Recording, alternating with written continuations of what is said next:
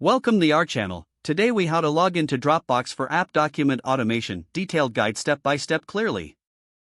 To begin, navigate to the Dropbox homepage in your web browser.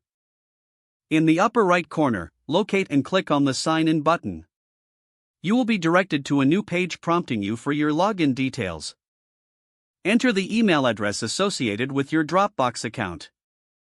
Next, input your password in the designated field. If you prefer to remain signed in, check the Keep Me Signed In box. Once you've entered your credentials, click on the Sign In button below. If you have enabled two-step verification, you will be prompted to enter a verification code. Check your authentication method, whether through SMS or an authenticator app. Input the code in the provided field, then select Verify. After successfully logging in, you will be redirected to your Dropbox dashboard.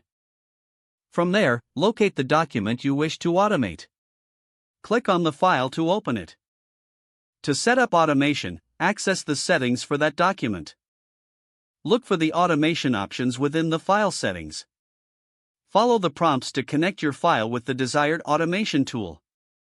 Once linked, configure the automation settings according to your needs. Be sure to save any changes made to the settings. You can now use Dropbox automation features to streamline your document management. Congratulations, you have successfully logged into Dropbox for app document automation. If the page does not load, refresh the browser or try again in a private or incognito window. Make sure you are using the correct email address, then retype it carefully to avoid small typos. If your password is not accepted, use the reset option and create a new strong password you can remember. Check your spam folder for verification or security emails, then complete any requested confirmation steps. Enable two-factor authentication if available to improve account security and reduce unauthorized access risk. After signing in, review your profile details so your contact information and settings are accurate and current.